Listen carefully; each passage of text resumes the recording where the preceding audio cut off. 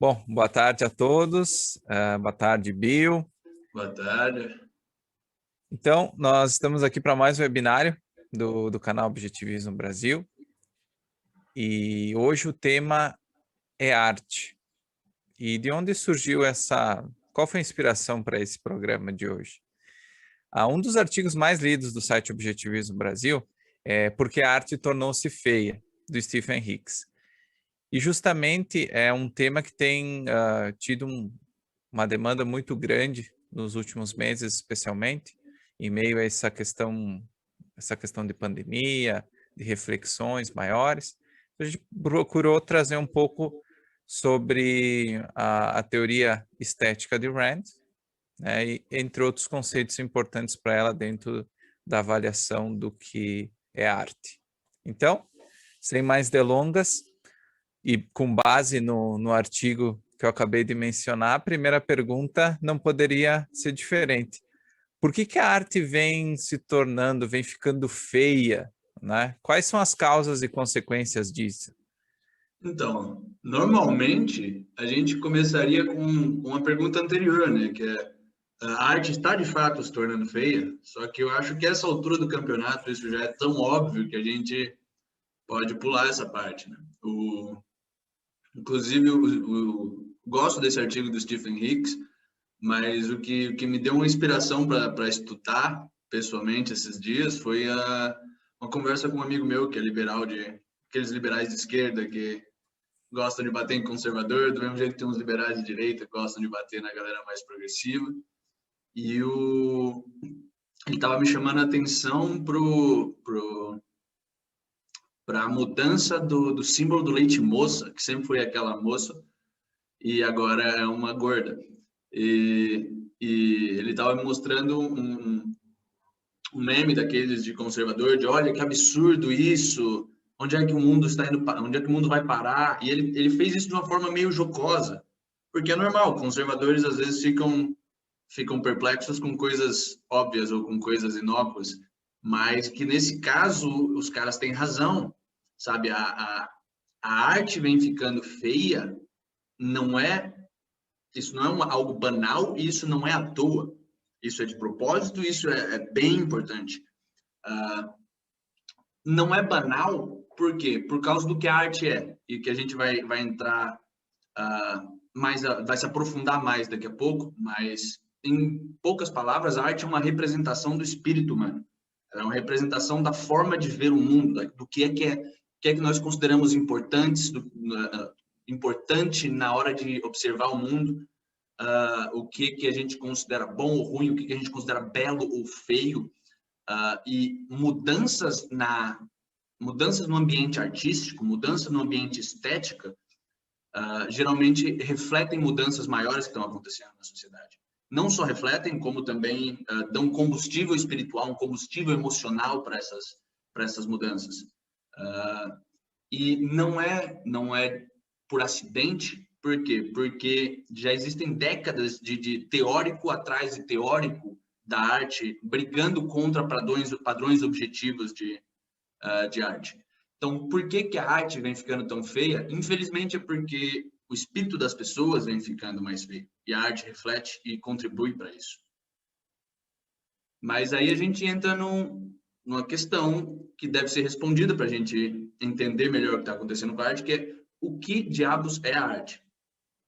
E existem diversas respostas para isso, de diversas correntes de pensamento diferentes.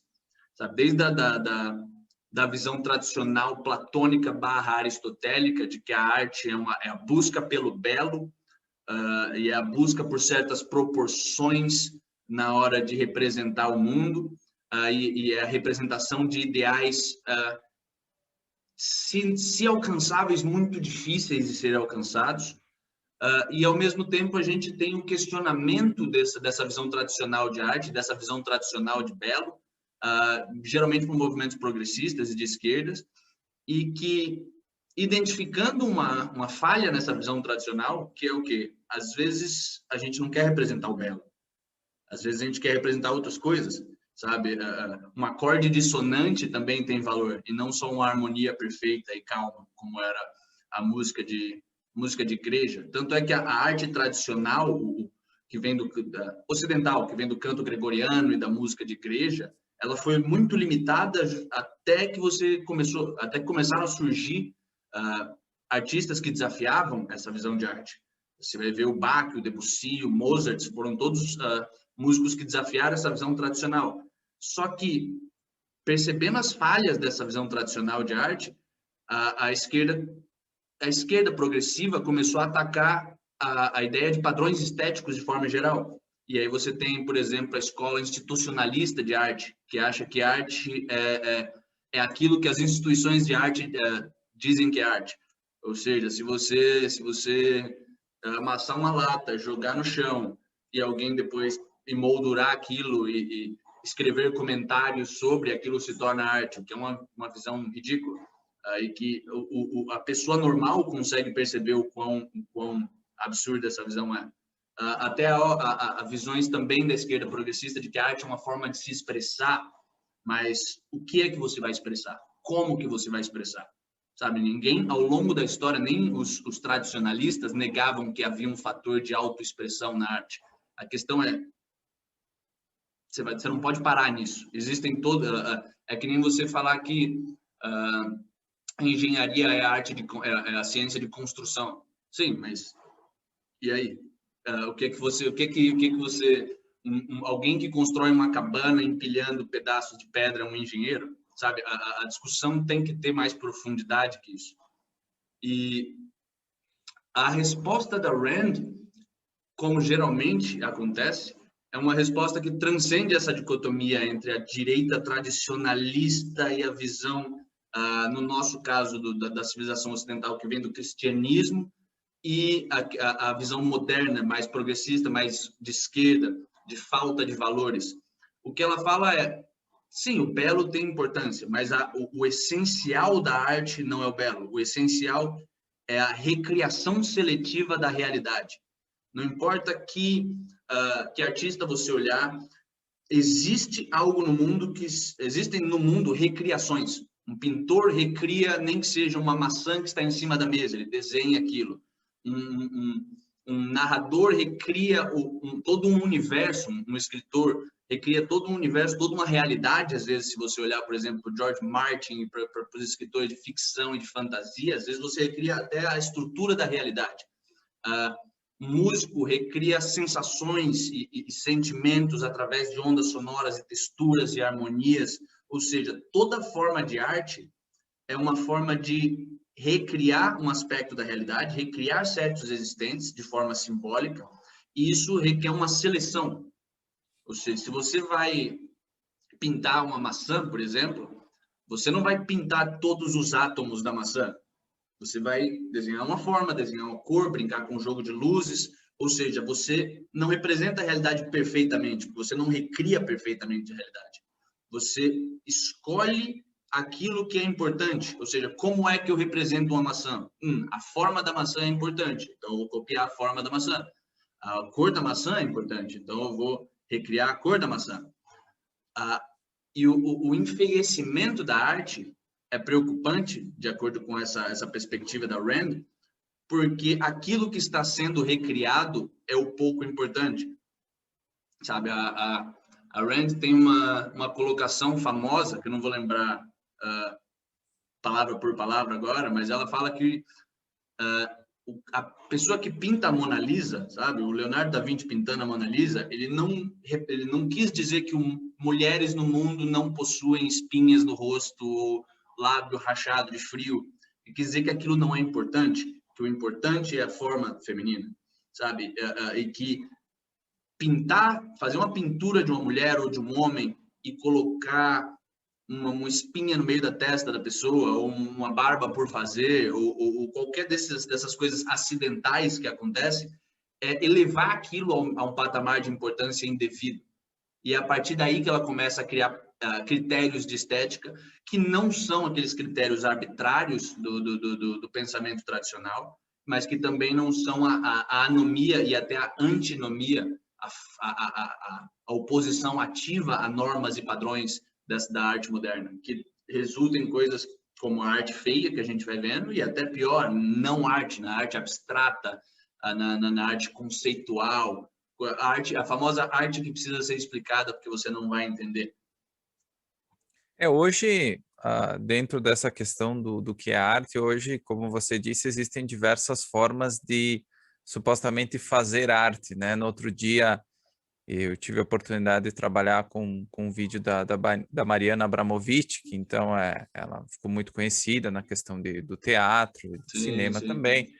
E ela falava muito da questão ela fez um trabalho específico com a questão de minerais, então ela falava que ela teve um tempo na China, que então ela queria, de certa forma, traduzir essa questão das energias e tudo mais, enfim, dentro do modo, da cosmovisão que ela tem, né? Dentro Sim. da sua arte, né? Da forma como ela expressa o que ela pensa. E dentro disso, para um objetivista, pelo menos, ou para uma pessoa mais racional, até eu acredito eu para um conservador médio, a, a arte ela tem uma função específica. Eu acho que o Rand, como tu comentou, ela via na arte não só uma forma pura de expressão, né? De transmitir alguma coisa que passou pela minha cabeça agora, né? Como se eu pegasse, sendo um guitarrista, por exemplo, fazer um jogo de notas ali para um refrão que me passou pela cabeça, que tem o seu valor e tudo bem. Mas qual seria, para que serve de fato a arte dentro de um contexto humano, não específico, né? Não do músico, de um poeta, Sim, enfim. sim, mas Mas de eu forma digo, geral. qual é o essencial, né? Para que serve a arte essencialmente para Então, Rand, né? Na visão de Rand. para isso, a gente tem que voltar um pouco para a teoria de conceitos de Rand. Porque ao falar sobre a visão de arte da Rand, a gente também fala sobre o que ela não considerava arte, o porquê que ela não considerava certas coisas arte. Como, por exemplo, a pintura abstrata, que eu acabei de usar como exemplo. A parte da recriação seletiva da realidade é o quê? O que é aquilo, mas por que que todas essas recriações seletivas precisam ser agrupadas dentro de um mesmo conceito? Não é só porque elas têm essa natureza específica. Até aí eu posso dizer que o ser humano é um ser com polegar e acabar agrupando vários macacos junto com a gente, sabe? Uma semelhança arbitrária não justifica a criação de um contexto, de um conceito. Aquilo precisa ter um propósito. E no caso da arte, o que a Rand identifica é que ela não é supérflua. Ela não é só uma forma de ocupar o tempo quando a gente não tem o que fazer. A Rand identifica que nós somos seres conceituais, do mesmo jeito que, por sermos animais, nós temos certas necessidades, nós precisamos de comida, nós precisamos de bebida, nós precisamos de oxigênio. Por sermos seres conceituais, nós temos certas necessidades emocionais e espirituais, no sentido laico da palavra. Alguém que viva sem propósito, que não tenha o que fazer, por exemplo, não tenha planos para o futuro, não tenha uma razão de estar vivo, essa pessoa não vai ficar feliz. Mesmo que ela esteja alimentada, mesmo que ela esteja hidratada, mesmo que todas as necessidades fisiológicas dela estejam em ordem. E a Rand identifica que as nossas emoções também, a natureza das nossas emoções impõe certas necessidades, sabe? Se alguém ficar um ano isolado dentro de casa sem ter contato com outro ser humano, essa pessoa vai começar a enlouquecer, ou às vezes até terminar de enlouquecer. Se alguém não exercita o seu intelecto por muito tempo, sabe hoje em dia que isso deprime a pessoa, que isso torna a mente dela mais lenta. E a arte é uma dessas necessidades. O que a Rand identifica é que dentro da nossa identificação de mundo, da nossa representação conceitual do mundo, existem identificações extremamente abstratas, que ela chama de metaphysical value judgments, julgamentos de valor metafísico, que são o quê? São os nossos julgamentos fundamentais a respeito da natureza da realidade como um todo. sabe? O mundo é um lugar bom ou o mundo é um lugar que quer me machucar ou o mundo é um lugar que possibilita a grandeza, mas que não vai me dar, sabe? A gente pode até representar essas ideias com palavras, só que fica faltando alguma coisa, justamente porque são abstrações tão imensas que se eu fosse explicar totalmente a minha visão de mundo para você, a gente passaria horas, talvez dias aqui, e falharia, porque nem eu, e aí que entra a sacada da Rand, não é a arte não é uma representação para os outros, nem eu tenho noção total de como eu penso sobre o mundo.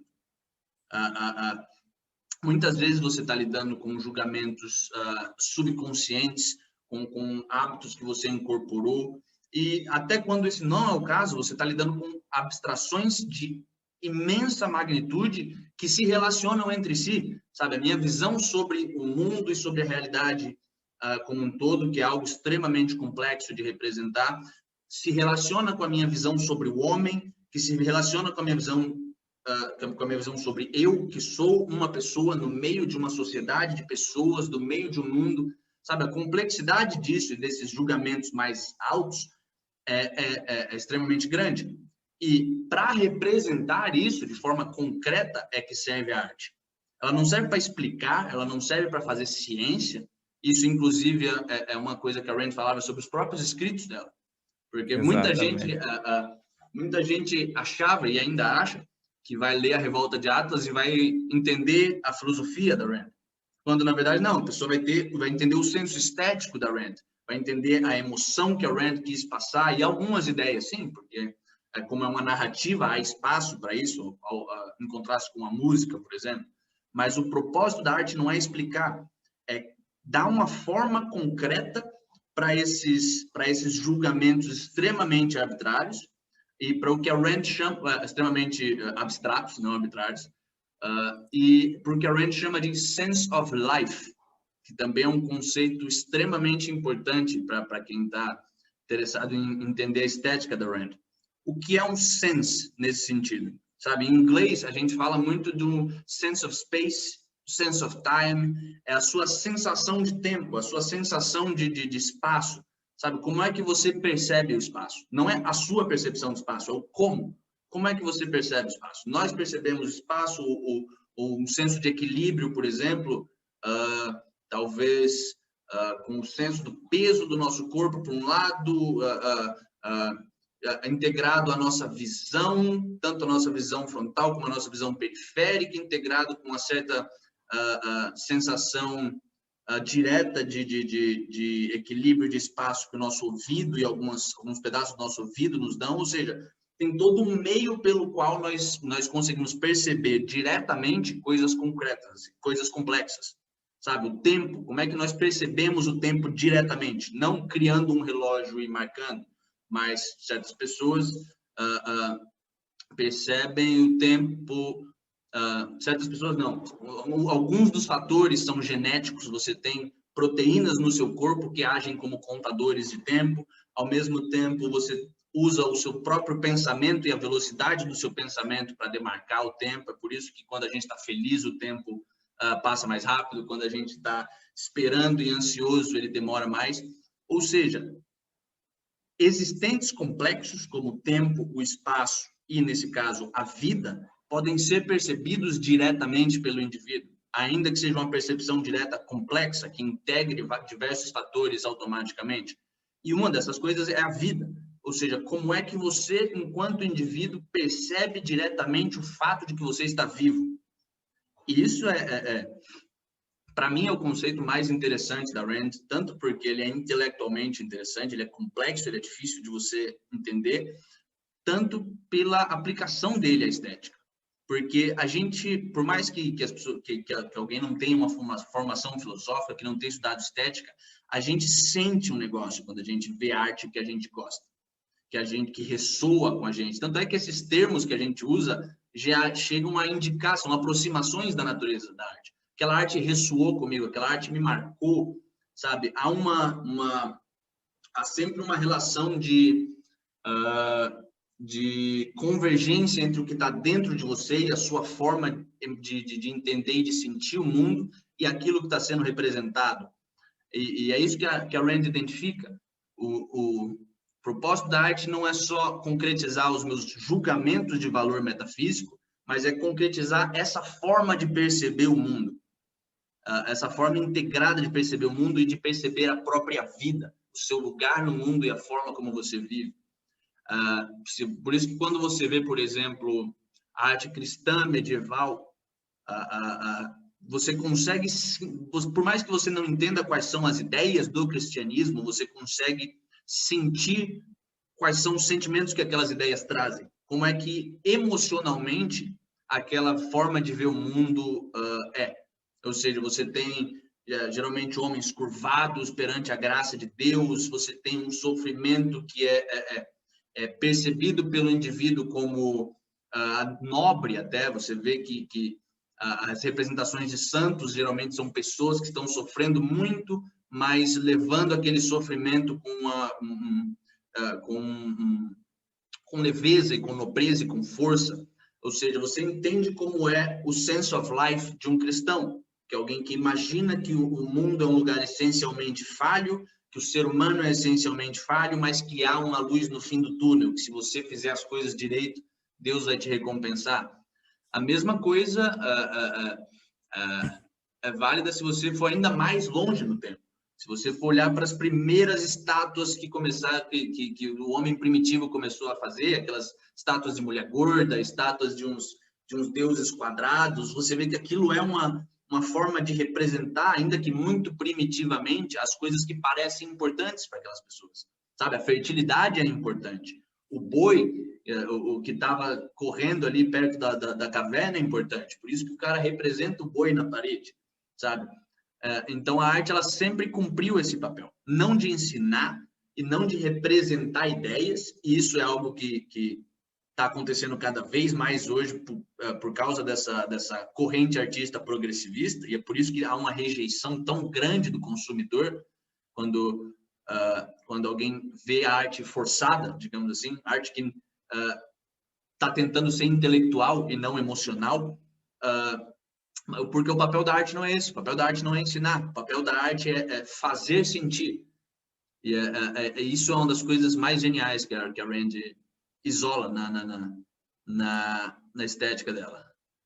Eu tenho a gente acaba essa discussão, por exemplo, sobre a revolta de Atlas ser uma obra didática, né? Isso foi uma crítica, especialmente dentro dos próprios meios liberais, nem vindo da esquerda, justamente pelo discurso de Gauch ao final da obra.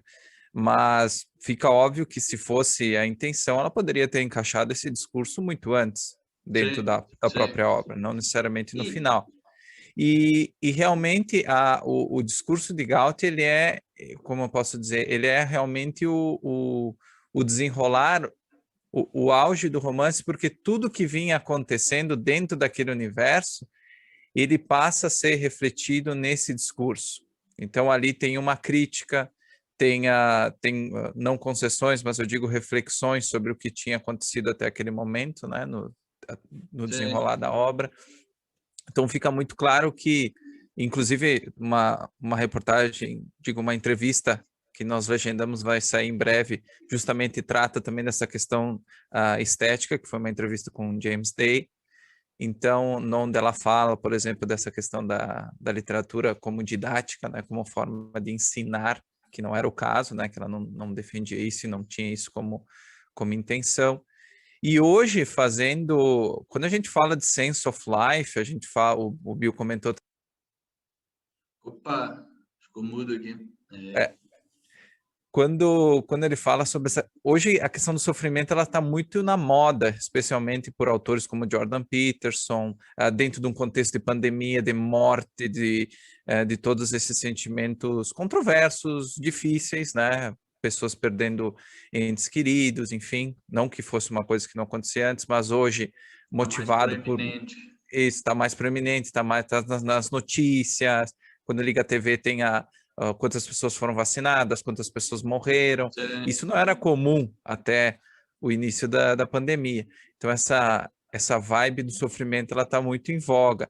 E as pessoas realmente, dentro de um contexto de ficar em casa, né, de não ter tanto contato com outras pessoas, elas se viram questionando, mesmo sem saber, o seu senso de vida, que é uma coisa que o Rand fala em Romantic Manifesto, mas essa é uma preocupação que deveria estar sempre presente na sua vida, não ser motivada por uma pandemia, por um evento diferente, né, inesperado. Sim. Então, realmente, essa questão da arte, do senso de vida, ela está presente na nossa vida, não é uma reflexão pontual que você faz num domingo de tarde enquanto você está sem nada para fazer, mas sim é uma preocupação fundamental, é uma preocupação essencial dentro do que significa ser humano, né? E se reflete no seu trabalho, na sua vida romântica, em tantas outras coisas. Não fique isolado a um julgamento de um quadro, de uma música, Sim. enfim, A, de uma a, a, expressão, né? a visão que as pessoas têm sobre a arte acaba sendo muito parecida com a visão que as pessoas têm sobre filosofia, e pelo mesmo motivo.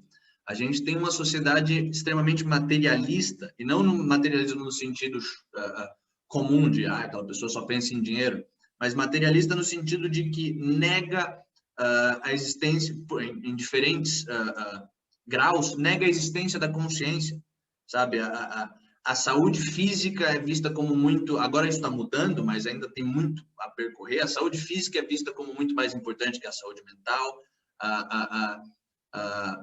O dinheiro muitas vezes é visto como mais importante do que os valores que uma pessoa tem. Ou seja, tudo que isso é uma reação de se esperar a uma cultura cristã, porque você passou mais de um milênio dizendo que só o que importava era a sua alma e o seu corpo era sujo e horroroso, e nós temos uma cultura que luta ativamente contra isso hoje em dia, e deve lutar, mas que luta pecando pelo outro extremo, que é a mente nem é tão importante assim, sabe? O progresso científico não é feito pela mente de mente excepcional de alguns indivíduos, ela é feita quase de uma forma orgânica, quase de uma secreção corporal, ela é feita aos pouquinhos pelo trabalho de formiguinha de muita gente. A filosofia não é a mais importante das ciências, pelo contrário, ela foi promovida a menos importante das ciências. Ela um amigo em comum entre nós dois, que inclusive faz filosofia, já falou várias vezes que o quanto ele ouve que a filosofia é lazer intelectual dentro de próprias faculdades de filosofia. Isso é absurdo. E a arte também, a arte é vista como um lazer, só que ao mesmo tempo ninguém cogitaria passar um ano inteiro sem arte, sabe? Lazer para mim é escalar, eu escalo, eu gosto de escalar. Eu conseguiria passar um ano sem escalar. Não seria legal, mas eu conseguiria. Passar um ano sem ouvir música é enlouquecedor, sabe? Passar um ano sem olhar a uma pintura numa parede é enlouquecedor, justamente porque isso é uma necessidade biológica. A arte e o senso de identidade que a arte nos dá é uma necessidade biológica. Se a gente não sabe quem a gente é, a gente não sabe como agir. E se a gente não consegue concretizar no nível perceptual, no nível direto, palpável, os nossos valores mais abstratos, a gente acaba esquecendo deles. Talvez não esquecendo intelectualmente, a gente ainda consiga definir esses valores, mas a gente não consegue viver esses valores sem esse combustível emocional que é a arte. E é por isso que é tão preocupante essa tendência de arte feia, porque isso significa que a alma das pessoas está feia, sabe? E se você pegar historicamente e for olhando períodos de enfeiecimento da arte, eles são sempre seguidos ou concomitantes a um período de estagnação econômica e degeneração política, sabe? Se você pegar a arte do Reino Antigo do Egito, da época onde o Egito era aparentemente, cada vez se descobre mais, um pioneiro na liberdade individual para aquela época. As pessoas acham que as pirâmides foram construídas com trabalho escravo, mas agora a gente está achando alojamentos que indicam que foram artesãos livres que fizeram a maior parte do trabalho. Detalhes à parte, construíram-se pirâmides naquela época. Isso indica uma prosperidade produtiva, uma economia vibrante. A partir do momento em que você vai 500, 600, 700 anos para frente da época do Reino Antigo, e você começa a olhar a arte, ela muda de uma arte heróica, de uma arte que retratava o ser humano em seu melhor, ou seja, retratava um homem forte, um homem bonito, e a mulher forte, a mulher bonita, retratava feitos heróicos, retratava o homem dominando a natureza. Ela começa a retratar um cara pançudo, sabe? Você vê aquela mesma tendência que você vê hoje de negar o heróico como possível, ou seja, a gente não quer retratar um homem e uma mulher forte e bonitos, porque isso são padrões irreais de beleza, e a gente quer retratar o real, e por real ele diz o fácil de se encontrar, o feio, e você começa a ter pessoas com as feições mais flácidas, com o corpo mais disforme, e isso vai acompanhando a decadência do Egito. Se você olhar para a Grécia, você tem exatamente a mesma coisa, sabe? Você tem a arte clássica, que era famosa justamente, são aquelas estátuas gregas clássicas, que virou expressão, sabe? Se alguém é bonito, as pessoas são um deus grego, porque essas estátuas retratavam justamente a melhor forma física que o homem pode ter, e elas retratavam não só a melhor forma física, elas retratavam ação, sabe? Você tem aquela posição clássica da estátua grega, que é o homem rodando, ou seja, são posições de movimento, que implicam movimento. Você vai se perdendo isso aos poucos com o Alexandre, quando você vê que o Alexandre unifica a Grécia, conquista a Grécia e depois vai conquistar o resto do mundo e misturar a cultura grega com o misticismo oriental. Você vai ver a cultura helênica, as estátuas já são um pouco menos heróicas. Você já tem uma das... E são boas ainda. Minha estátua favorita dessa é o Boxel, a foto de um lutador de boxe grego sentado descansando. Mas você vê que ele já não está lutando, ele está descansando depois com um semblante mais abatido. O corpo já não é ideal, os artistas helênicos já começam a incluir falhas. E aí, quando você chega em Roma, que é a degeneração do Império Grego, da civilização grega, as estátuas já estão naturais, sabe? O soldado já não tem mais tanquinho, ele tem uma barriga reta no máximo. Se ele não for a representação de um senador meio gordinho, sabe? O belo vai dando lugar ao comum. E isso são duas visões de arte diferentes. A Itália é outro exemplo grande do Renascimento. Se você olhar, você consegue traçar a arte italiana do Renascimento, que tem aquelas peças maravilhosas que a gente conhece hoje em dia, do Da Vinci, do Michelangelo, de todos esses caras, e você consegue traçar uma piora disso até o futurismo do Mussolini, que foi a decadência absoluta da sociedade italiana, e que é basicamente o Picasso com ficção científica, sabe? A falta de forma, a falta de perspectiva, a simplificação excessiva do corpo e da forma humana. É por isso que é preocupante, porque no nosso caso isso também segue. Você ainda teve, na década de 70 e 80, uma tentativa de fazer uma arte romântica, por mais que fosse uma arte até meio boba. Por exemplo, eu sou fã de rock, mas tem muita bobagem dentro do rock, mas é uma bobagem heróica, sabe? Pode ser o cara que usa um monte de droga, bebe pra cacete, transa com todo mundo. E você fala, isso aqui não é o ideal. Não, mas é excepcional, pelo menos. É uma tentativa de emular o heroísmo. Se você for ver o desenho animado que as pessoas assistiam na década de 80 e 90, eram heróis com uma forma física absurda. Era o He-Man, era o Goku, era o Thundercats, eram todos esses... tanto o masculino quanto o feminino eram representados de uma forma excepcional, de uma forma que é possível, porque às vezes não, porque estamos falando de cartoons, mas muitas vezes possível. Não fica bonito você fazer um corpo não real, um corpo não realista, mas difícil de alcançar. E aí você traça, é muito fácil ver essa decadência até hoje em dia. Os desenhos de criança que eu peguei no fim da minha infância são fundamentalmente diferentes do que eu peguei no começo da minha infância. O que eu vejo meus sobrinhos assistindo hoje em dia são fundamentalmente diferentes em termos de desenho. É um desenho feio, é um desenho de personagens moles, é um desenho de personagens com cabeça gigante, o corpo pequeno, e não só nisso, mas como nos logos, há uma tentativa de simplificar, ao invés de tentar ser complexo, mais sutil, que nem você tinha na década de 70 e 80. Os logos vão se tornar círculos em breve, sabe? É a tendência que parece que a gente está seguindo. E É porque realmente,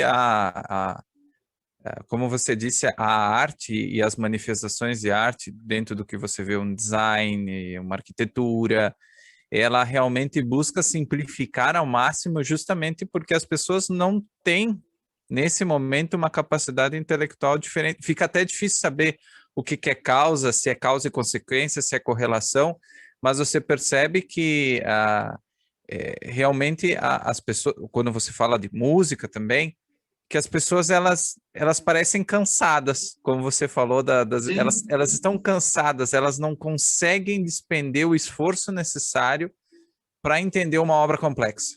Sim, Seja um mas desenho, seja uma eu não música. colocaria isso no âmbito intelectual, sabe? Você não precisa ser intelectualmente prolífico para entender uma obra de arte bonita. O romantismo e a obra de arte bela, ela é desafiadora, mas não é intelectualmente desafiadora, ela é emocionalmente desafiadora, sabe? Se você tem problemas, por exemplo, é o que a gente mais vê com a questão da questão da imagem corporal não realista, que modelos são padrões de beleza inalcançáveis. Isso não é intelectualmente pobre, isso é espiritualmente, emocionalmente pobre. A pessoa que olha um corpo bonito e se sente ofendida, se sente atacada por aquilo, ela não é burra. Ela é emocionalmente incapaz de aceitar o fato de que existem corpos melhores que o dela. E que, às vezes, isso pode ser um problema e às vezes, isso pode ser só escolhas erradas, sabe? A arte boa te desafia a ser melhor do que você é, porque ela te mostra o que você poderia ser. E é Exato, aí que a esse é um gente ponto entra importante. no estilo objetivista e no estilo particularmente randiano de arte. E dentro desse, a gente já falou de diversas formas de arte, a gente vai entrar logo numa pergunta sobre a arte clássica, mas antes disso, existe arte boa e ruim, então, da perspectiva objetivista, podemos dizer? Cara, isso é algo que é ambíguo, porque a Rand É. fala explicitamente que não, ao mesmo tempo em que deixa a entender várias vezes que sim, sabe? Uma comparação que ela faz, e que eu acho extremamente esdrúxula, inclusive, é uma daquelas coisas que eu acho que a gente precisa separar a obra do autor, as opiniões pessoais da Rand, da teoria filosófica dela, é a comparação que ela faz da dança indiana com o balé, sabe? Que a dança indiana, segundo a Rand, é algo selvagem, que as pessoas se mexem de formas não naturais, enquanto que o balé representa uma leveza. Isso, para mim, é papo de quem nasceu na Rússia, se acostumou a gostar de balé cedo e precisou de alguma justificativa, porque se você olhar o corpo de uma bailarina, a minha mãe é bailarina, inclusive, se olhar o corpo de uma bailarina de 60 anos e o corpo de uma dançarina indiana de 60 anos, quem está destruído é a bailarina, sabe? O antinatural é aquele movimento platônico, o movimento que é mais leve do que deveria ser. O ser humano não é um pássaro, o ser humano é um macaco, sabe? Dançar que nem macaco é mais natural do que tentar ser um pássaro. Mas, apesar de fazer essas críticas à arte, a formas de arte, a Rand é menos ácida na hora de definir teoricamente se há arte boa ou ruim, porque ela faz duas distinções. A primeira é algo ser ou não arte, ponto. E a segunda é essa arte ser ou não ruim. A primeira pergunta, ela acaba limando muito da pseudo-arte que a gente vê hoje, sabe? Ao estabelecer padrões objetivos, que é o quê? Ao estabelecer a natureza objetiva da arte, ela é uma recriação seletiva da realidade que visa concretizar o sense of life do artista, ela exclui artigos artísticos que não fazem isso. Por exemplo, a arte abstrata, a pintura abstrata. A pintura abstrata, para Rand, é a melhor exemplo de pseudo-arte que existe. Por quê? Porque não é assim que a nossa visão funciona. A gente não vê cores, um mar de cores desconexos e sem forma. Ou seja, aquilo não está representando nada. Você pode dizer, mas está representando emoções através daquelas cores e daquelas coisas disformes. Tá, mas como que aquilo está representando emoções? E essa que é a grande questão da não arte para Rand. É a forma, sabe? Existe uma ciência por trás de cada forma de arte. A ciência de representar o que está, da forma concreta aquilo que está dentro do artista. A pintura não funciona por mágica. Ela funciona porque a nossa visão funciona de uma certa forma. E que, aprendendo como a nossa visão funciona, a gente consegue usar o nosso aparato, a identidade da nossa consciência para fazer arte. Então, arte que tenta contradizer a natureza da percepção não é arte para Rand. Justamente porque ela não cumpre essa função. Você é capaz de projetar coisas. Você pode olhar para uma pintura abstrata e falar, aquilo me faz eu sentir uma paz de espírito. Só que aquilo não está na arte, está em você. Ao passo que se você olhar uma pintura de uma maçã, por mais que não seja, ao meu ver, nem no da Rand, uma pintura ideal, você está representando só uma maçã, existem critérios objetivos pelos quais através dos quais aquilo representa um sense of life. A pessoa escolheu que a maçã é algo importante o suficiente para representar, ela escolheu que, por exemplo, a forma, a cor e a perspectiva representam certos aspectos. Eu posso estar olhando para a maçã de baixo, ou de cima, ou de lado, e cada possibilidade dessas vai indicar uma forma de sentir, uma forma de ver o mundo. Existe uma correspondência entre forma e propósito, que é, inclusive, talvez o tema da nascente, né? Essa relação entre propósito e forma, que é o que o Rourke sempre fala. E até agora que você comentou da nascente, tem aquele debate, inclusive foi um debate dentro do meio objetivista, se a arquitetura era uma forma de arte, né? Sim, sim. Então, que é outra coisa a respeito da qual a Rand é extremamente ambígua, sabe?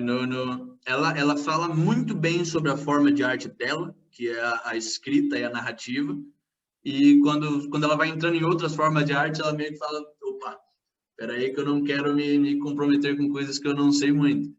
E ela acaba sendo meio vaga. Tanto é que o melhor livro de estética objetivista que eu já achei não é nem da Rand, não é o Romantic Manifesto. O Romantic Manifesto é brilhante, mas inclusive ela tem toda uma passagem todo um capítulo sobre aquilo que a gente falou de que a arte cobra emocionalmente, quando ela fala sobre a dissolução do James Bond de um herói para um comediante.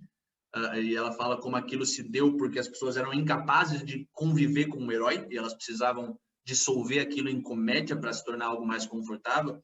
Mas o melhor livro é o What Art Is, da Kameni e do Torres, são dois autores, e eles usam os princípios objetivistas, contrastam eles com as escolas de pensamento tradicionais modernas e aplicam para tudo que é forma de arte possível, sabe? Os caras discutem para ver se fotografia hoje em dia é arte, que a Rand falava que não, mas na época da Rand, o poder que você tinha sobre a foto era muito menor, e ela falava que não era arte justamente porque você não selecionava o que era reproduzido. Ou seja, será que hoje em dia, no mundo do Photoshop e das 500 bilhões de lentes e aberturas possíveis, isso se torna arte, porque você aumenta a seletividade? São discussões interessantes. Esse livro eu recomendo bastante, What Art Is. Depois a gente vai deixar nos comentários ali na descrição também para quem tiver interesse em ter o contato. E a segunda distinção, depois do isso é arte ou não, E o que a Rand fala não é que não há espaço, por exemplo, para arte abstrata. Aquilo pode ser uma decoração maravilhosa, mas que ela é fundamentalmente diferente do Davi, do Michelangelo. Ela é fundamentalmente diferente de coisas que representam os julgamentos metafísicos do autor, sabe? É um outro tipo de existente. A decoração, ela é importante, ela só não é arte. Isso é uma distinção importante de fazer, porque quase tudo que a gente faz na vida tem um fator estético. E a arte é só aquilo que existe apenas por causa do fator estético, sabe? Um copo, você pode dizer que há um componente artístico. Por que o cara decidiu fazer o copo daquele jeito? Pô, ele está representando a visão de mundo dele a respeito de copos. Há um componente artístico, mas aquilo não é arte, porque chamar aquilo de arte apaga o significado do que é de fato arte, do que existe apenas como forma de representação concreta de um sense of life.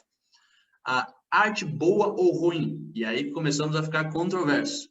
A Rand deixa entender que sim e fala que não, porque o que ela, o efeito estético para Rand, o efeito da arte é um de consonância, ou seja, e nesse sentido é correto afirmar que não existe arte ruim, porque a arte não é para educar, ela é para você sentir. Você não, a não ser que você seja um artista estudando o processo produtivo por trás de uma arte, as técnicas usadas, aquilo não vai te ensinar, aquilo vai te fazer sentir.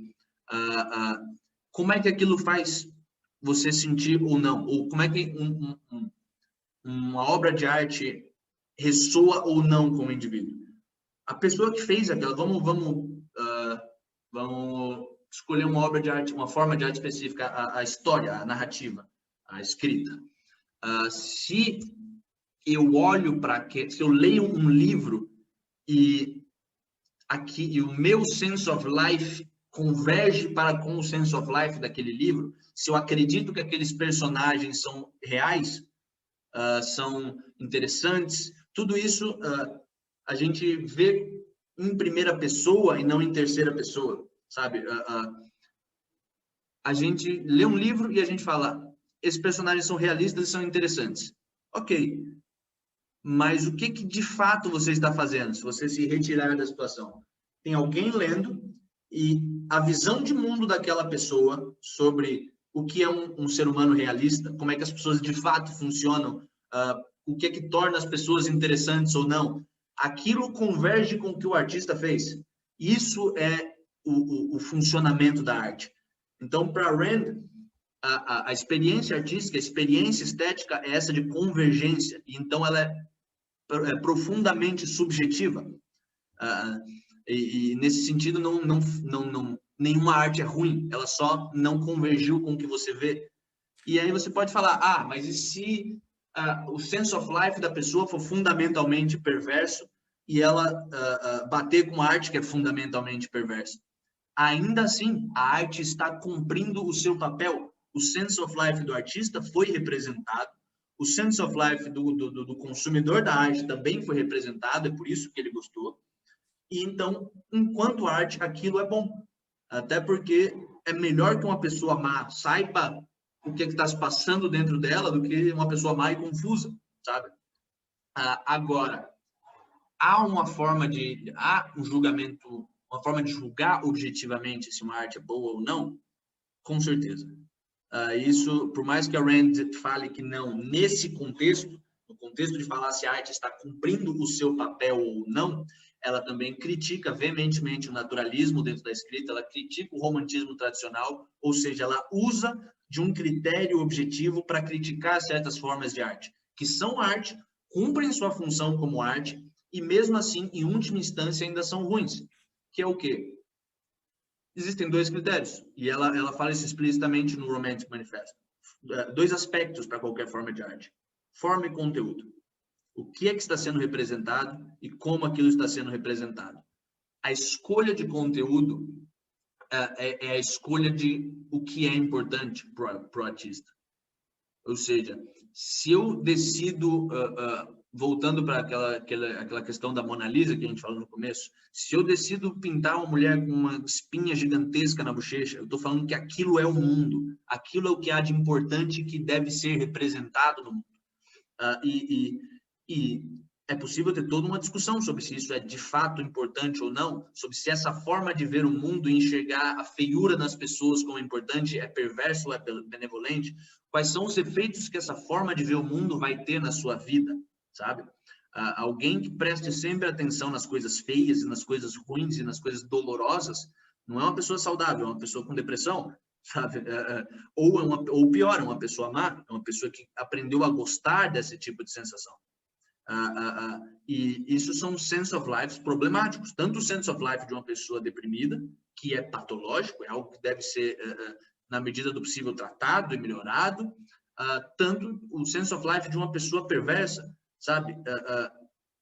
Não dá para agrupar uma arte como a que vendem na Cordair Gallery, lá nos Estados Unidos, por exemplo, que é os caras que são bastiões do realismo romântico na pintura e na escultura de hoje em dia, com o Salvador Dalí, por exemplo, que eu já colocaria como um artista cinza nesse espectro de sense of life bom e sense of life ruim, porque é alguém que mistura sonho com realidade, que distorce forma e que consegue atingir resultados interessantes, justamente porque ele não abandona completamente a forma que nem os artistas modernos, mas que ainda o sense of life representado por ele é essencialmente confuso e caótico.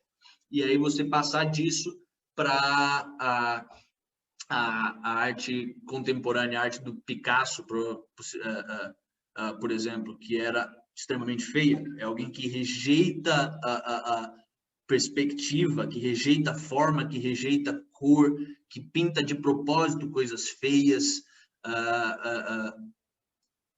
Por mais que todas essas 3 pinturas estejam representando, sejam arte, estejam representando apropriadamente uma forma de ver o mundo, em contraste, por exemplo, com o Pollock, que não pintava nada, ele fazia borrões numa tela.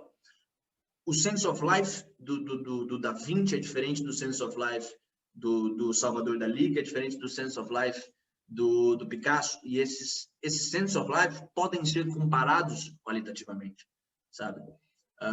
E é aí que entra a crítica da Rand, tanto ao romantismo clássico quanto ao naturalismo, saindo um pouco da pintura e voltando para a escrita. Até na questão da escrita, com certeza tu vai comentar também, ela fala muito que ela gostava, por exemplo, da obra do autor Victor Hugo na questão literária, de como ele conduzia a narrativa, mas ela não concordava com os valores filosóficos por trás, né? Do que Victor Hugo expressava. É realmente importante destacar essa parte. Sim. Até porque a Rand sempre falou muito bem do Victor Hugo, do mesmo jeito que ela sempre falou muito bem do Aristóteles, só que é falar bem de uma forma racional. Ela não idolatrava o Victor Hugo nem o Aristóteles. Eles eram pessoas que tinham alcançado muito, mas não eram perfeitos, tinham seus defeitos. Do mesmo jeito que hoje em dia a gente acha defeito nas coisas que a Rand falava, inclusive, apesar de reconhecer que ela era uma filósofa brilhante, uma escritora brilhante.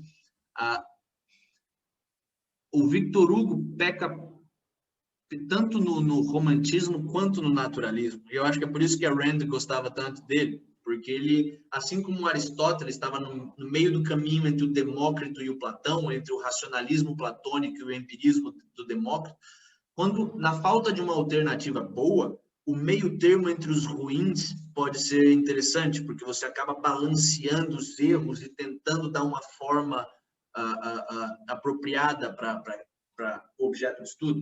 No caso do Aristóteles, a filosofia; no caso do Victor Hugo, a arte. Qual que era o problema do romantismo tradicional? E isso se manifesta no Victor Hugo para Rand. Ele colocava o herói fora do mundo da possibilidade. É o equivalente moderno do super-herói, sabe?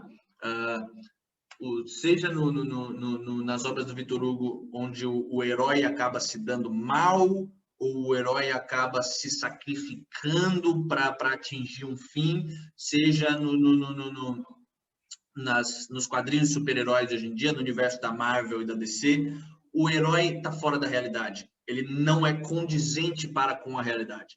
Ou ele é heróico, sofre por causa disso, sofre por causa do seu heroísmo e eventualmente perece, como era na tragédia grega, por exemplo, ou seja, a realidade vai contra o heróico, ou ele é fantástico, como nos super-heróis. Por que o super-homem é o super-homem? Porque ele nasceu em Krypton e ele pode voar e ver através das coisas. E é por isso que ele é heróico. É não porque ele é humano, mas porque ele é sobre-humano. Ele sempre tem aquele detalhe que modifica o humano, né? Por exemplo, o Homem-Aranha, ele foi picado pela aranha. Então, exato. Ele é herói por causa disso. Exato. Até se você olhar mais para trás, o Hércules, por que o Hércules é o Hércules? Porque ele é meio filho dos Zeus ali. Então, ele não é 100% humano, ele não é uma pessoa que fez escolhas corretas. E qual que é o problema do naturalismo, que sempre foi o oposto ao romantismo? Sabe, o romantismo sempre foi idealista em termos filosóficos, sabe? Os alemães foram grandes idealistas e ao mesmo tempo foram grandes autores românticos. O Wagner era um músico romântico, o Goethe era um escritor romântico e todos eles atacavam a realidade, atacavam o real em prol do fantástico, sabe? A arte não serve para... Tem que ter nada a ver com a realidade. A arte tem que me dar sentimentos bons, como se a realidade não fosse repleta de possibilidades de sentimentos bons. O naturalismo, o naturalista ele vai falar, cara, isso é bobagem. Você está quebrando a sua visão de realidade ao retratar super-heróis. Super-heróis não existem, isso é bobo, isso é coisa de criança. O que a gente tem que fazer é representar o real. E é um ótimo ponto. Só que se você vai ver o real do naturalista, ele não é o melhor possível, ele é o médio, sabe? Ele é o frentista do posto de gasolina, ele não é o cara que descobriu o petróleo, sabe? Como usar o petróleo. Por quê? Porque isso já é heróico demais. Isso já sai do âmbito do real. Opa, calma, então, o que a Rand fala é que a gente tem que transcender essa dicotomia, que é o que ela geralmente fala sobre dicotomias tradicionais. Essa dicotomia está baseada numa visão pessimista sobre o ser humano. As escolhas do ser humano não importam. Se ele for humano, ele vai ter uma vida miserável. Então, ou ele é sobre-humano e vira um herói, ou ele tenta ser heróico e sofre, ou ele se resigna à sua mediocridade e vive uma vida medíocre. O que a Rand fala é, não, nós podemos retratar o melhor ser humano possível, e isso é heróico. E é exatamente o que ela faz na obra dela. Todas as obras dela, se você for ver We the Living, você está vendo uma moça que está se opondo à ideologia soviética e tomando ações heróicas mesmo em um contexto horroroso. Se você for ver o Anthem, você tá falando de uma pessoa que é quase um Winston do 1984, só que alguém que deu certo, ele não morre no final, ele consegue desafiar os seus opressores. Se você olhar para a Revolta de Atlas e para a Nascente, isso fica mais óbvio ainda, porque fica mais realista ainda. Um arquiteto, e ele, mesmo sendo um arquiteto, que é uma profissão comum, consegue ser extremamente heróico. Outros são empresários de um país que está quebrando, ou seja, tem cara de tragédia grega, de alguém que é heróico e porque é heróico vai sofrer, e mesmo assim não é isso que acontece. Ela mostra como é possível ser grandioso. E isso é que é o essencial da arte da Rand, não da filosofia dela, mas da arte dela. Ela mostra o grandioso como bom e como possível. E é isso que a arte deveria fazer. E é isso que ela não está fazendo quando ela fica feia.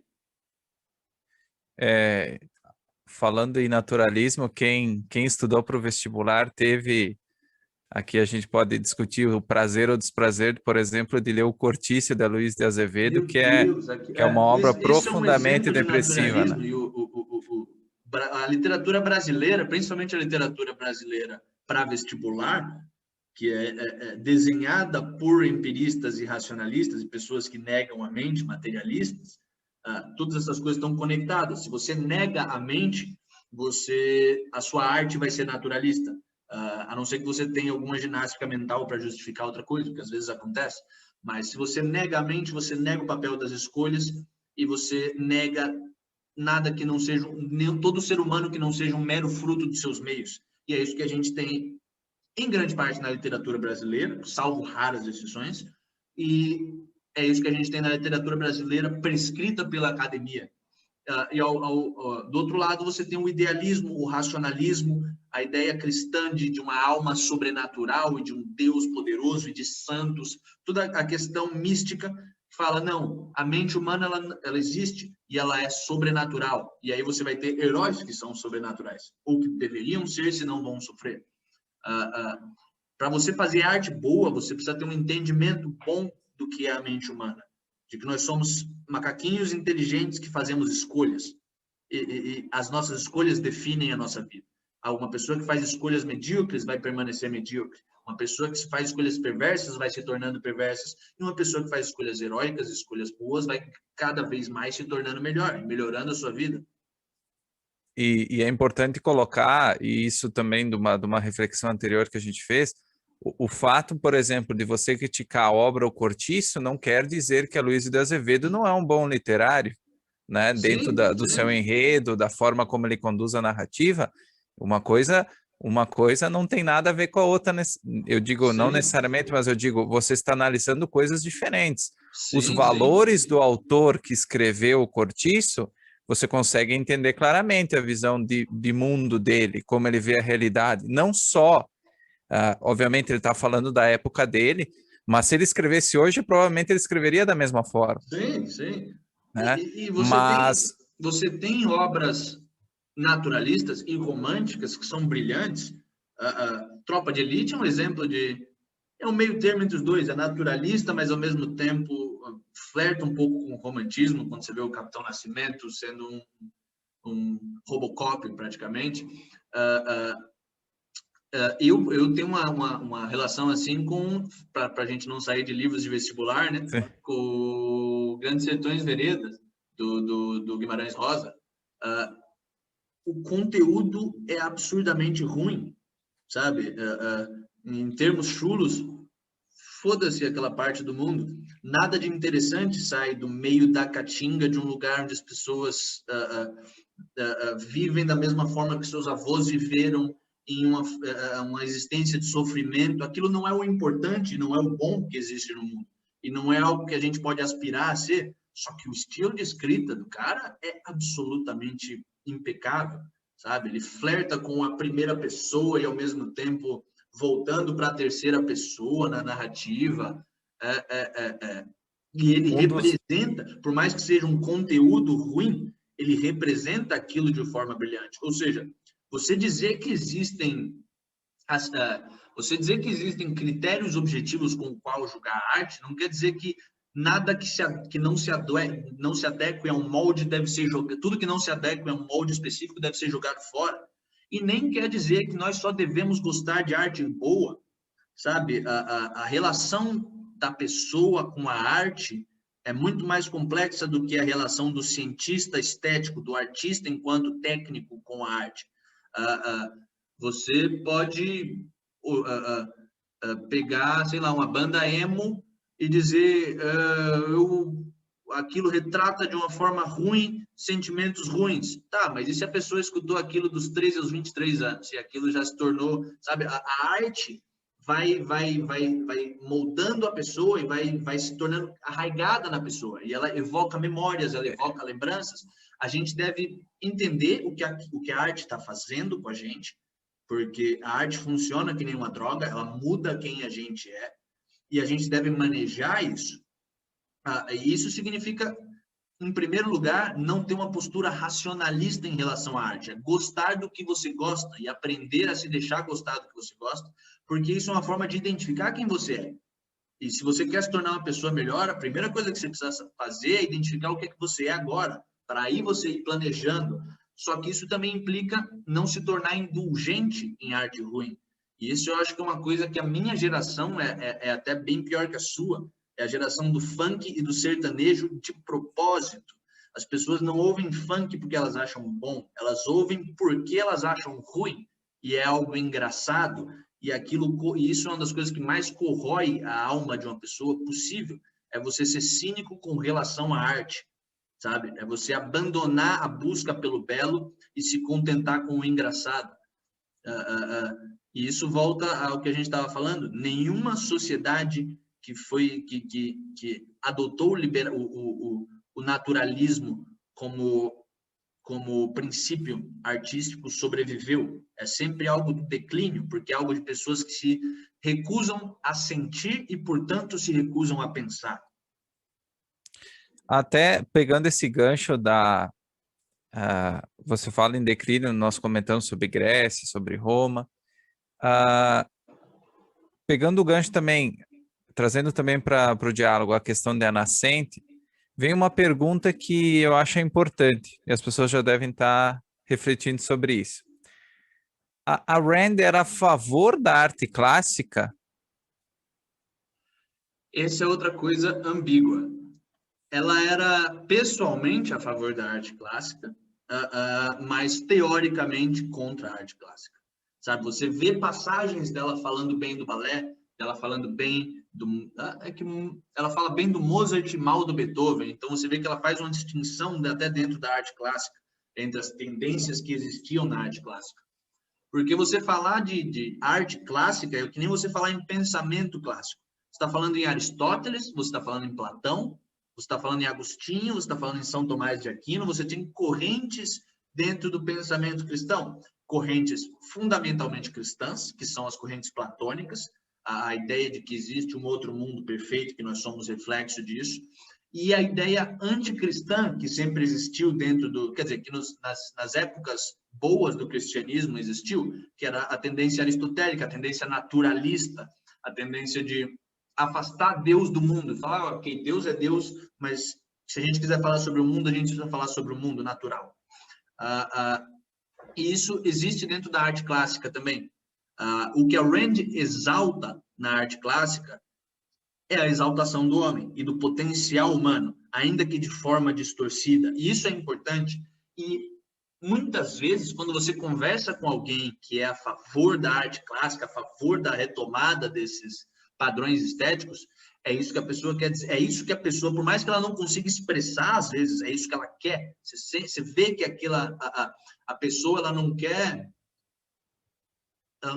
ver o ser humano sendo retratado como inferior e subjugado a uma existência cruel, buscando redenção em Deus. Muitas vezes ela quer ver coisa bonita, ela quer ver uma arte que tenha forma bem definida, que represente seres humanos bonitos, realizando ações.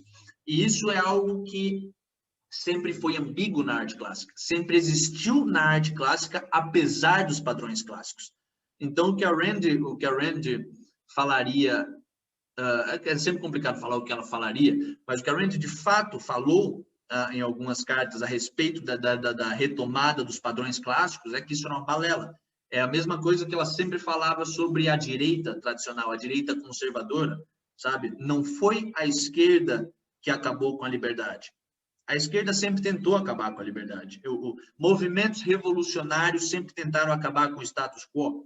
O problema é que o nosso status quo era horroroso. Os conservadores perderam a guerra porque não, por causa das falhas a guerra cultural, por causa das falhas na sua forma de pensar, sabe? Se você condiciona, por exemplo, a liberdade individual à existência de Deus, à existência de um ser sobrenatural com anjos, aquilo está fadado a cair, porque qualquer pessoa que pense racionalmente vai olhar e falar, cara, no céu só tem estrela, não tem anjo, sabe? E hoje em dia você vê essa tentativa de retomada, você tem... aqui no Brasil, imagino que deva ter algo semelhante, mas eu não conheço. Lá nos Estados Unidos você tem centros dedicados à retomada dos padrões clássicos mesmo. O Roger Scruton é dos filósofos modernos quem mais fala sobre isso, porque a especialidade dele é estética. E você vê até na obra do Scruton o porquê que por que que a arte caiu, sabe? O Scruton vê a estética como necessariamente acima do ser humano e não dentro do ser humano. A estética tem que representar o que o ser humano seria se o ser humano fosse bom, ou seja, aquilo que o coletivo de pessoas é capaz de atingir e não o indivíduo. E essa é a brecha de entrada para a esquerda e para os progressivistas na arte. Porque se você está tentando retratar a humanidade como um todo, você tem que retratar o mal também. E você tem que retratar o mal em pé de igualdade com o bom em última instância, porque ele existe na humanidade praticamente em pé de igualdade com o bom, se não mais. E a Rand joga isso pela janela. Cara, a arte não deve retratar Deus, a arte não deve se ater a padrões clássicos, e isso do ponto de vista do artista, porque do consumidor é uma coisa, o consumidor quer ver coisa bonita, o artista quer criar coisa nova. É diferente, quer criar coisa boa. Quando é um artista bom, ele quer criar coisa boa. Quando é de fato um artista e não só um charlatão, ele quer criar e não copiar o que foi feito antes. E o que a arte clássica faz por causa da sua base mística, da sua base intrinsecista, da sua base teológica, ela busca estabelecer padrões absolutos, não contextuais e inflexíveis. O classicismo da Idade Média foi essencialmente isso. Nós seguimos, nas nossas construções, a proporção áurea do Aristóteles, sabe? A proporção áurea grega. Por quê? Porque essa é a proporção divina. É isso que torna algo belo, e nós queremos representar o belo. Tá. E aí? Enquanto artista, você acabou de ficar completamente engessado, sabe? A música, o canto gregoriano é tão feio hoje em dia quando a gente ouve, justamente por causa disso. Não há dissonância de verdade. Por quê? Porque um trítono, o intervalo mais dissonante é a nota do demônio. Então, faz o nosso corpo mexer de um jeito estranho, sabe? Você não tem na arte, e nesse sentido a arte clássica, a música clássica é pior que o funk até. Você não tem ritmo de verdade na música clássica. Você tem ritmo porque é impossível você ter uma nota que nunca comece e nunca termine. Então há um ritmo, mas não há groove, como a gente chama na música. Não há uma batida, não há algo que faça o seu corpo se encaixar na música, que você possa dançar. Isso não é o essencial da música, mas a ausência disso a priori, por causa de uma regra, é uma castração artística impensável. E você não vai ter uma classe artística decente se apegando a esses padrões clássicos. Eles caíram porque eles precisavam cair. O problema é que, ao tornar esses padrões, podiam até ser padrões históricos para você estudar, interessantes, em absoluto, você jogou a classe artística contra padrões, ponto. E aí você vê o jazz, enquanto movimento artístico musical, é só uma quebra de padrões. Como é que eu consigo quebrar um padrão e ainda deixar isso soar bem? Ou seja, você tem um padrão subjetivo agora, mas você não tem um padrão tangível. E você permanecer sem um padrão tangível, você vai ter uma década ou duas de música boa, ou de arte boa, e depois aquilo vai começar a degenerar, como degenerou. E hoje em dia você tem a arte conceitual, que é a arte que não é apreciável, ela é explicável, sabe? Você tem pessoas batucando sem coordenação, sem ritmo e sem melodia, e chamando aquilo de música, sabe? Você tem a música atonal, que é uma das coisas mais desconfortáveis de ouvir, porque não tem nem tensão, nem falta de tensão, nem emoção, é só padrões matemáticos, sabe? Então, não, a Rand jamais seria a favor da retomada dos padrões clássicos. Ela seria a favor da criação de padrões objetivos de música, de arte em geral. Essa crítica aparece em A Nascente, nos vários projetos que o herói do romance ele rejeita, né? Ele decide Sim. não fazer justamente porque se pede a adição daqui a pouco de uma coluna Dória em meio a um prédio, um arranha-céu no meio de Nova York. E não tem, o problema não está na coluna Dória. O problema é que dentro do contexto da obra, da função daquela obra, daquele prédio, ela não tem espaço. Ela ficava sem o contexto. Eu acho que essa é importante ressaltar essa questão, sempre voltar a essa questão do contexto, né? Não tem problema usar uma determinada estrutura clássica em uma determinada obra, desde que isso faça sentido prático e que realmente transmita e que não fique destoante do resto da obra. Sim, Né? e isso esse exemplo eu acho genial, porque ele dá uma visão concreta a vários dos problemas intelectuais que a gente tem. Muitas teorias são o equivalente, teorias científicas de hoje em dia, principalmente nas ciências humanas, são o equivalente desse pilar de gesso, copiando um pilar de mármore que copiava um pilar de madeira, que o Roy critica, sabe? Não tem, para ficar ainda no meu campo, que é o da música, não tem problema em ninguém estudar a teoria de consonância da música ocidental. Ela é muito boa, sabe? Acordes e harmonias. Só que, por que você está fazendo aquilo? Porque eu quero aquele tipo de som para representar um certo tipo de sentimento, sabe? Por que você está usando aquela técnica de chiaroscuro na hora de pintar? Porque eu quero que os meus escuros sejam mais escuros para representar sei lá o quê, sabe? O que importa é qual a função por trás da regra. E é isso que os padrões clássicos e a galera que empurra os padrões clássicos e tenta reviver esse zumbi estético, que são os padrões clássicos de arte, não entendem. Toda regra, isso é uma constante na Rand. Quer ela esteja falando de epistemologia, quer estética, quer ética, quer política, qualquer coisa, qualquer regra deve ter um propósito para existir. Não existe regra solta.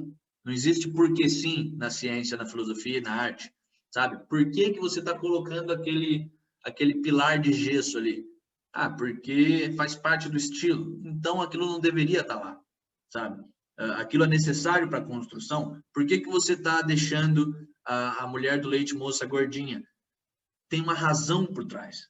E se a resposta, o combate a essa arte feia for porque sim, porque nós gostamos de coisas bonitas e não tiver uma explicação do porquê que você acha uma certa coisa bonita, a crítica não vai a lugar nenhum e a gente vai continuar perdendo a guerra cultural.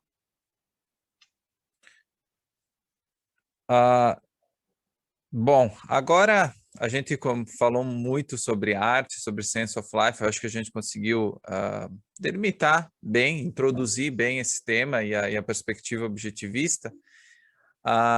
Mas como a gente comentava antes, a estética dentro vamos dizer assim, dos ramos da filosofia, ela aparece por último, né? E muitas pessoas dizem assim, bom, então realmente ela está por último, talvez realmente seja a menos importante, né? Pela uma ordem hierárquica, ela seja menos importante. Agora, uma coisa que a gente aprende, pelo menos com o objetivismo, é que não existe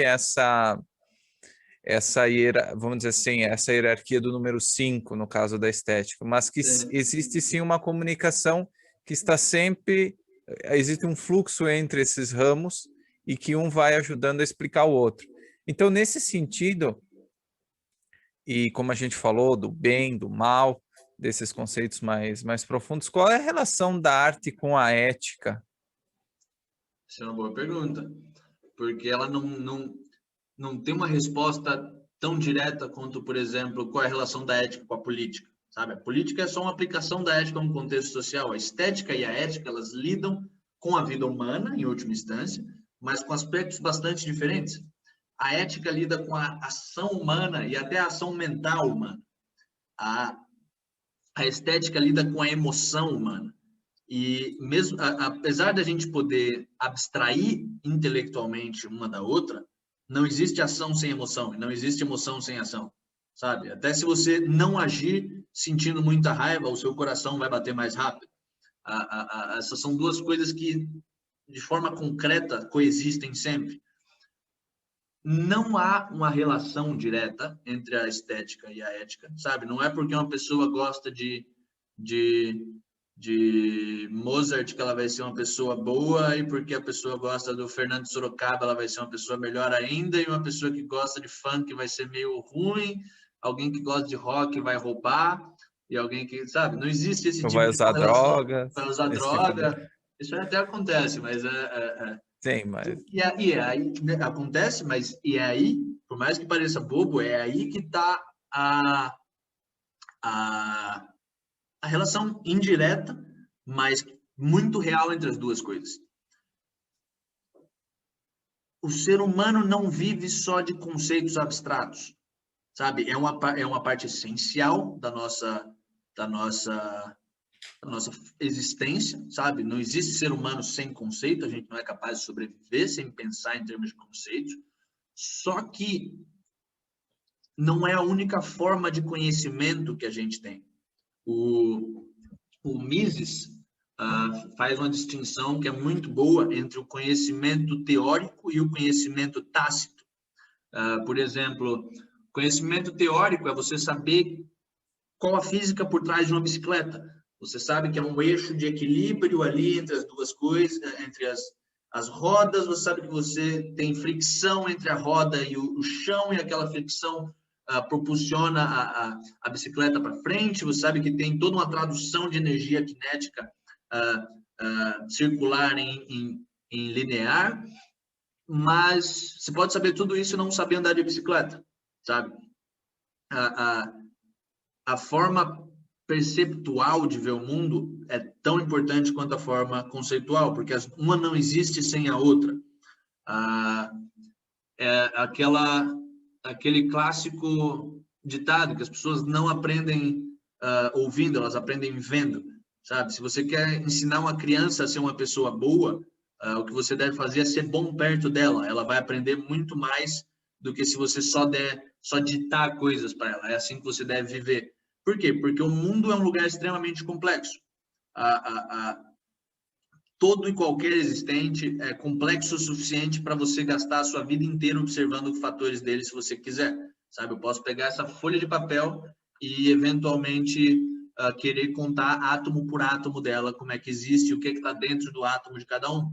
Ou seja, o que o pensamento, que a conceitualização e o pensamento abstrato fazem é, como o próprio nome diz, abstrair. Nós ignoramos certos aspectos de alguns existentes para que a gente possa focar no que é importante agora. E é isso que a ética faz em relação à ação, sabe? Quando eu falo que você tem que ser uma pessoa honesta, que é uma das virtudes principais do objetivismo, o que eu quero dizer? Eu quero dizer que eu vou ignorar todos os outros aspectos das suas ações, eu vou focar em você estar evadindo a realidade ou vivendo de acordo com ela. E eu estou focando só nesse aspecto, que vai se aplicar a uma infinidade de ações. Só que a estética faz o contrário, ela representa a ação como um todo, em todos os seus detalhes importantes, sabe? Uma coisa é eu saber, que a ética objetivista diz que eu preciso aplicar a minha racionalidade, que isso requer honestidade, identificação, um comprometimento com identificar o mundo e agir de acordo com essas identificações e ser produtivo e ter orgulho da minha capacidade produtiva.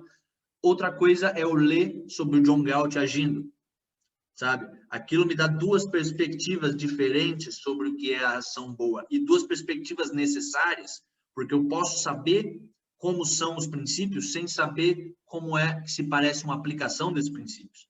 Ok, eu sei como é a ética objetivista. Como é, eu não sei identificar uma pessoa, diretamente uma pessoa moral.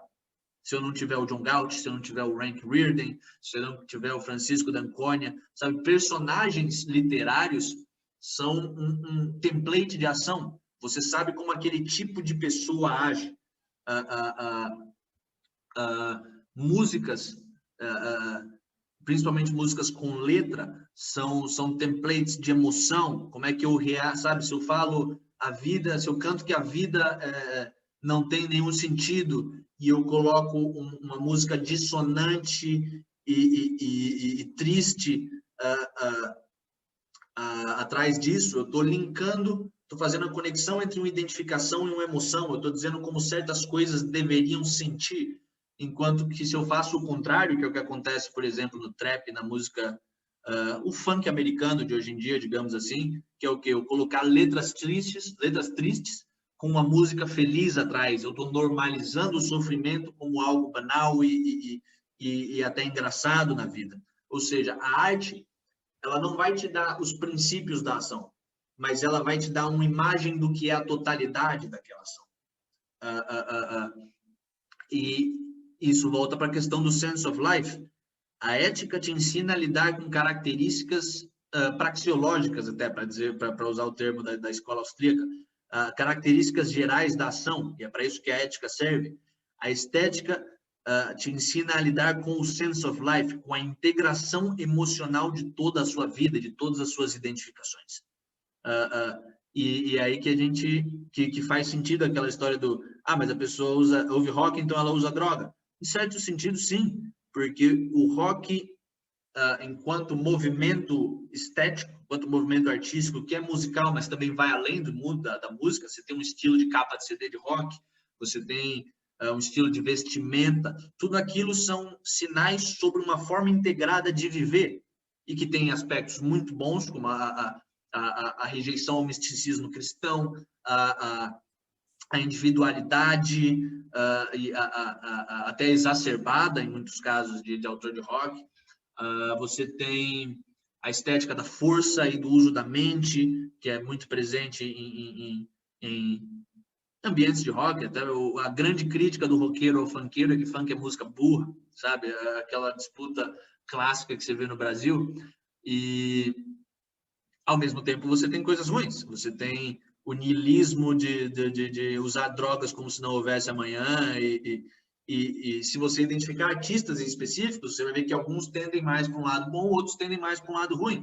Mas um artista é um ídolo. E um ídolo é alguém que você quer se tornar, alguém com quem você quer parecer. Então, a relação entre a estética e a ética é essencialmente essa.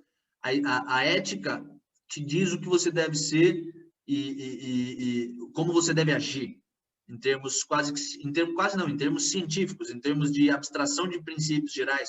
A estética te mostra como você quer se sentir e como a sua vida deve ser, não em termos de princípios, mas na sua totalidade, sabe? Você é o quê? Eu sou um roqueiro, então eu me visto dessa forma, eu ajo dessa forma, por mais que eu não esteja identificando princípios exatos. É para isso que a arte serve. E essa a relação entre a ética e a estética. É justamente no fornecimento de ideais integrados, ao invés de princípios abstratos. Até a gente acabou tocando nesse assunto agora nessa última pergunta. E a relação da estética com a política, então? Se não tem uma relação direta com a ética em si e com a política, tem? Eu acho que até como isso se dá? O exemplo histórico que eu falei no começo é o maior exemplo disso. Toda sociedade de arte naturalista entra em colapso. Isso já dá evidência do poder que a estética tem sobre a política, mesmo não havendo uma relação direta de pessoas que ouvem nações que ouvem música clássica são prósperas, sabe? Não existe esse tipo de relação que um positivista adoraria ver num trabalho estatístico, mas existem relações causais, ainda que indiretas. Porque se existe uma relação entre a ética e a estética, e a política é só uma aplicação da ética, logicamente existe uma aplicação da estética entre a estética e a política.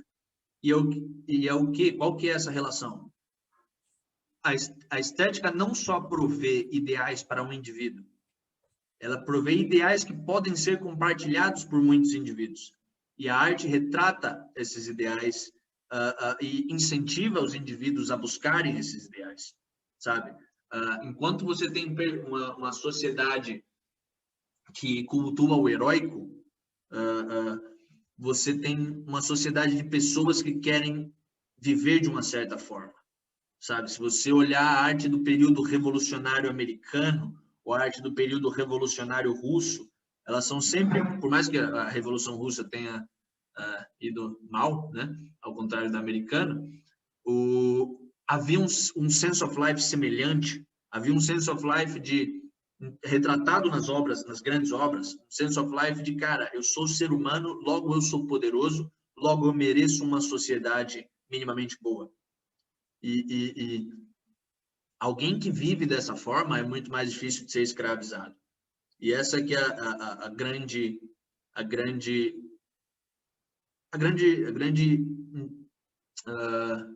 digamos que a grande influência da estética na política.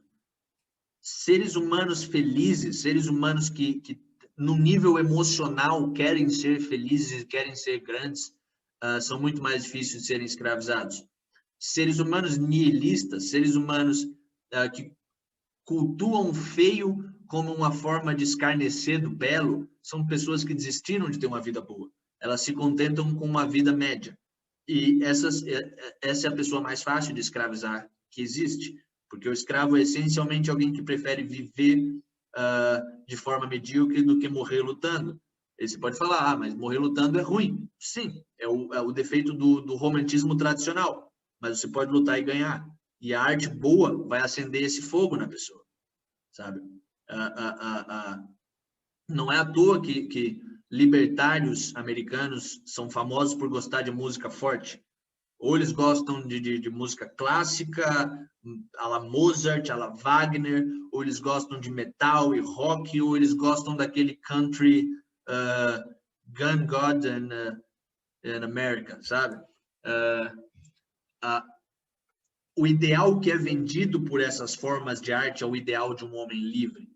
Enquanto que se você assiste, por exemplo, um Rick and Morty, que eu até acho engraçado, mas é um desenho essencialmente fatalista, sabe? Aquilo vai condicionando a sua mente. Se você ouve aquelas músicas plastificadas, independente do estilo, aquela música que é genérica, que você vai esquecer daqui a 2 anos, a sua alma se torna isso.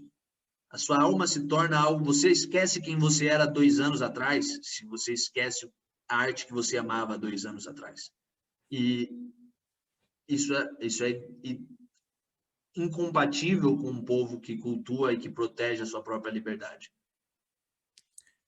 E dentro disso, falando em política, que é um tema, especialmente no Brasil, devido à pandemia, e agora nós estamos prestes a mais uma eleição presidencial, como tudo isso, como tudo que nós falamos até agora, sobre sense of life, sobre estética, sobre arte, como isso se aplica ao Brasil atual? E a segunda pergunta, para a gente fechar o nosso webinário, o que a gente pode fazer a respeito? Se nós temos um problema, né? O que nós podemos fazer? O Brasil tem, por mais que todos os acadêmicos vão te falar o contrário, que eu vou falar quão rica a nossa cultura é, porque é uma mistura do europeu com o negro, com o índio. A cultura brasileira é extremamente pobre. A gente, de 1500 a 1900, a gente teve uma cultura classicista, ou seja, uma cultura que tentava imitar a cultura europeia, que já era uma tentativa de imitar a cultura grega, a questão que a gente falou mais cedo dos padrões sem propósito, padrão pelo padrão. A partir do século passado, a gente começou a ter uma cultura anticlassicista, uma cultura que é só você olhar, por exemplo, a Tarsila do Amaral, toda aquela geração da década de 20 ali, é uma arte extremamente feia, uma arte cujo propósito era simplesmente acabar com os padrões estéticos clássicos, que é a essência da arte ruim de esquerda hoje. Durante a ditadura militar, a gente começou a ter quase que um realismo romântico na nossa arte. Por quê? Porque ela precisava ser naturalista o suficiente para não chamar a atenção dos censores e romântica o suficiente para instigar o fogo que as pessoas queriam escutar. e que isso acabou se perdendo. Você vê que a nossa arte quase que acabou na década de 90, assim, né? Assim que acabou a ditadura, a arte brasileira pôde voltar para sua mediocridade habitual. A gente não tinha mais o incentivo para o artista, que se tornou viciado nesses incentivos, sabe? O artista da década de 70 brasileiro e 80, ele como não tinha um ideal real para retratar, como não tinha algo, uma imagem de ser humano que valesse a pena idolatrar, que valesse a pena representar através da arte, fazia uma arte essencialmente contracultural, uma arte que ia contra a cultura, a cultura da ditadura militar, assim como a década de 20 ia contra a cultura tradicional. Quando acabou esse contra, quando acabou o inimigo, acabou a razão de ser da arte. E aí você ainda tem alguns expoentes assim esporádicos, alguns gênios que seriam bons de qualquer jeito, não importa onde eles nascessem, em que época, em que contexto, porque é gente que ama fazer arte, só que você não tem nenhum movimento cultural de respeito.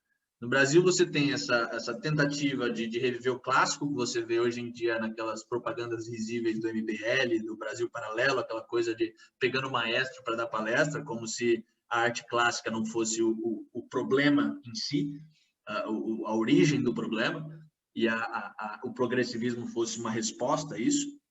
Do outro lado, você tem a arte subsidiada por governo, que é os artistas da Lei Rouanet, que ninguém gosta, mas estão ali, porque eles promovem esse enfeiecimento cultural que é aprazível a planejadores centrais e burocratas e pós-modernos em geral.